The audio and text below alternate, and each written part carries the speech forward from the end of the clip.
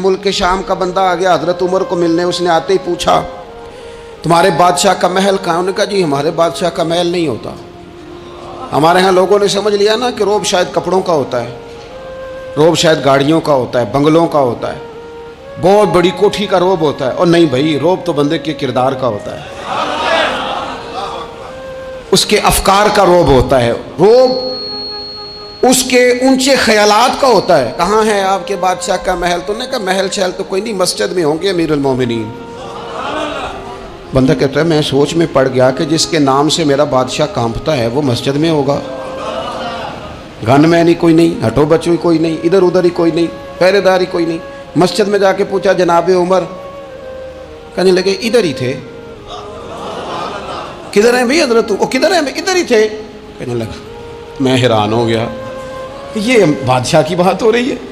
एक साहब कहने लगे वो खजूरों के बाग की तरफ जा रहे थे। कहते मैं खजूरों के बाग में गया तो एक बंदे से पूछा अमीरुल मोमिनीन, कहने लगा वो सामने की तरफ जा रहे थे, उधर गया। एक बंदे से पूछा कहाँ है वो शख्स, इसकी 24 लाख मुरब्बा मील पे हुकूमत है। कहाँ है वो शख्स जो मदीने में बैठ के नारा लगाता है तो कैसर और किसरा कांप जाते हैं। वो बंदा किधर है कि जिसकी बात जगह जगह होती है, जिसका तज़किरा सुना है कि उसे देख के शैतान भी रास्ते बदल जाता है।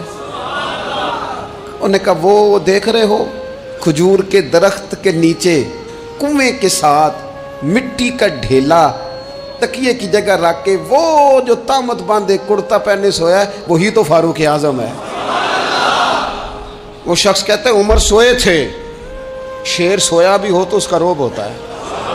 शेर जो होता है, शेर कभी सो भी जाए ना तो लोग फिर भी खौफ खाते हैं और उसके जागने का खौफ खाते हैं कि ये कहीं जाग ना जाए। शेर जो हुआ, कहते हैं हजरत उमर सोए थे पर मैं करीब गया तो मेरे वजूद पे रोब तारी हो गया, रोब। और मेरी जुबान से बेसाख्ता ये जुमले निकले कि उमर तू इंसाफ करके सोया है ना, तो मिट्टी के ढेले पे भी तुझे सुकून की नींद है। खुददारी, वकार, इज्जत, ये एहसासे कमतरी से बाहर निकलें। हमने अपने बच्चों को मसल डाला है, वो तुसी माड़े दे बच्चे हो, तुसी तो नहीं ना आगे जा सकते, वो असी गरीब लोग ना बेटे तू फलाने के साथ ना जाया।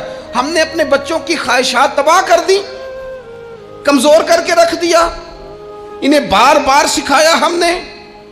खुददार था वो बाप जिसकी थोड़ी सी आमदन थी पर वो गर्मियों में अपने पुत्र से कहता था पुत्र बड़ोले में दाने डाल दिए हैं, तुम्हारी माँ ने मर्तबान में अचार डाल दिया है, लो अब सारी गर्मियाँ परवाह कोई नहीं।